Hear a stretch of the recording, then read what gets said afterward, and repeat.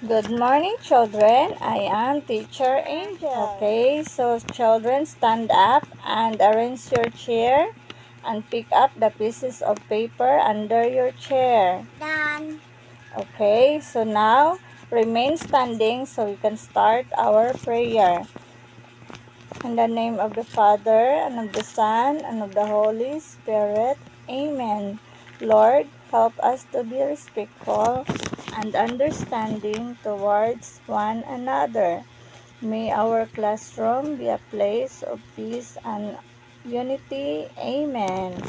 Okay, now, before we start, we have an energizer.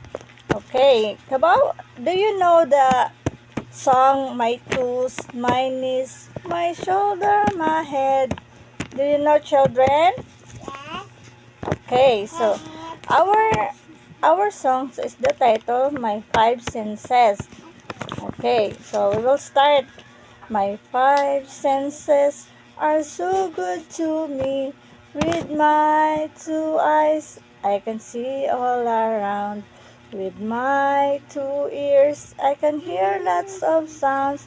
With my 10 fingers, and my skin I can touch. With my tongue, I taste the food that I ate. With my nose, I can smell so much. Okay, balik. My five senses are so good to me. With my two eyes, I can see all around. With my two ears, I can hear lots of sounds.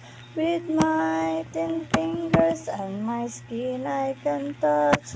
With my tongue, I taste the food that I ate. With my nose, I can smell so much.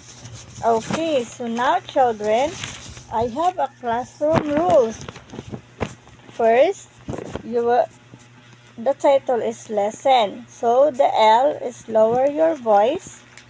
I increase your attention. S search for your goal. T test your mind. E engage in class. And never leave your notes blank. So, while mag-discuss si teacher, maminaw. Huwag na ipangutana mo raise sa hands. Okay? Okay, so now, ni? Eyes. Wow. Ano sa'y function gani sa eyes? Makakita sa manindot nga view.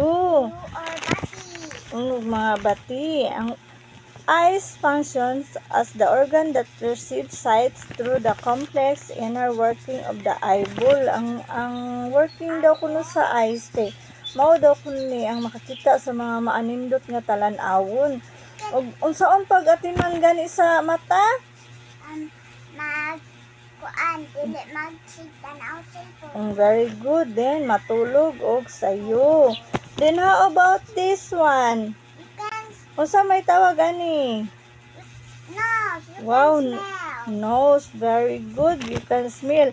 Ang nose kuno are used to smell scents. Functions of smell can remind us of things Like long this one, forgotten. Like this one. Kanang kani kunong nose kay makasmell og mga nindot nga kanang baho or kanang mga humot nga makabaho sad og mga bati. Very good.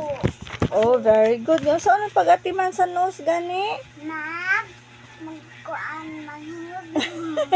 O nya dili tuslokon og mga bisag unsa nga hait nga butang.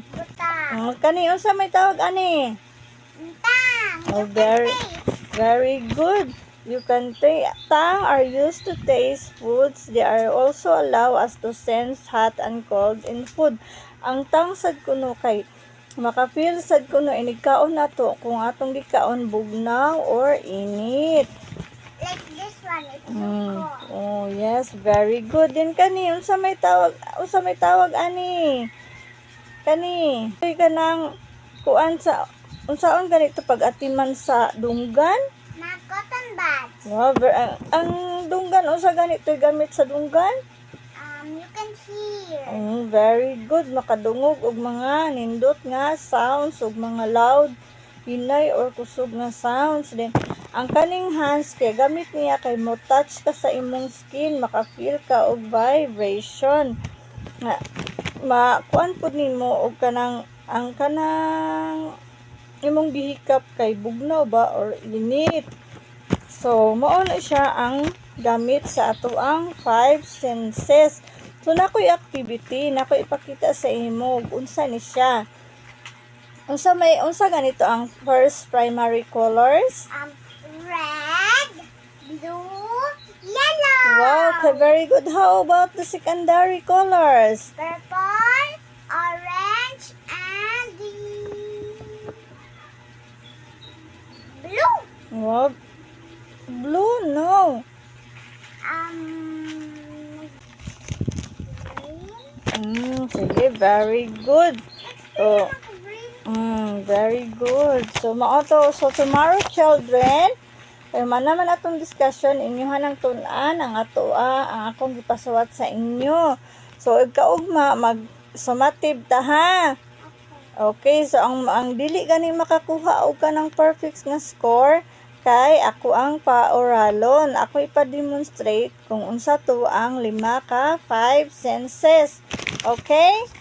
So, let's stand up and goodbye, children. Goodbye, teacher. Okay, thank you. Goodbye.